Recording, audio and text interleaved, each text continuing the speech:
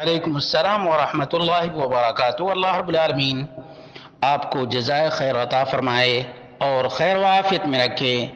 آپ کا سوال ایک صبح اور شام کے ذکر کے سلسلے میں تھا، اور وہ ذکر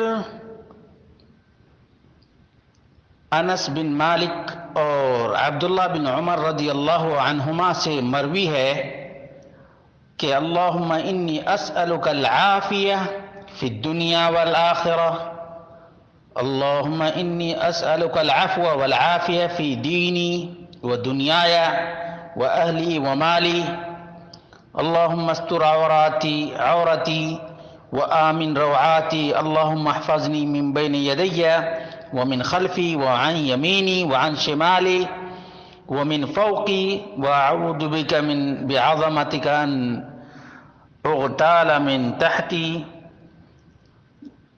اس سلسلے میں سنن ابو داؤد کی 5074 اور نسائی کی 5530، ابن ماجہ کی 3871 اور مسند احمد کی 4785 اور الادب المفرد للامام بخاری کی 1200 نمبر کی روایت ہے۔ آپ کا سوال تھا کہ اسألک العافیہ فی الدنیا والآخرہ، المعافات کے معنی کیا ہیں؟ اس کا جواب یہ ہے کہ عافیت صحت اور تندرستی کو کہتے ہیں، اور اسی کا مصدر ہے المعافات، یعنی تندرستی، اور عافیہ یہ اسم ہے یعنی صحت۔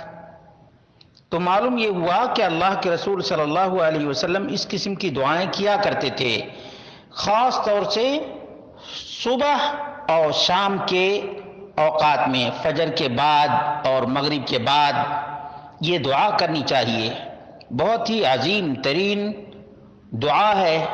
دنیا میں آدمی جب تک رہے، صحت ایمان کے ساتھ رہے، ایمان پر قائم رہے، جسم میں اللہ رب العالمین عافیت دے یعنی بیماریوں سے محفوظ رکھے، آخرت میں اللہ تبارک و تعالی عذاب سے بچا لے۔ اللہم انی اسألک العافیہ فی الدنیا والآخرہ۔ تو معلوم یہ ہوا کہ یہ بہت ہی عظیم دعا ہے اور یہ کرنی چاہیے۔ اسی لیے انس بن مالک رضی اللہ عنہ کا بیان ہے، لم یکن یدعو رسول اللہ صلی اللہ علیہ وسلم، اللہ کے رسول صلی اللہ علیہ وسلم حین یمسی وحین یصبح، کہ جب اللہ کے رسول صلی اللہ علیہ وسلم صبح کرتے اور شام کرتے تو ان کلمات کو نہیں چھوڑتے تھے، یعنی ضرور کہا کرتے تھے۔ اور یہ بہت عظیم ترین نعمت ہے، آدمی اللہ رب العالمین سے قوت ایمانی بھی مانگے اور قوت جسمانی بھی مانگے، اور آخرت میں عذاب سے حفاظت کا بھی سوال کرے، تو دونوں جہانوں کی کامیابی اور کامرانی اور خوشحالی انسان کو مل جائے گی۔ اس لیے العافیہ والمعافات دونوں کے تقریباً ملتے جلتے معنی ہیں، اور اس ذکر کو ضرور کرنا چاہیے۔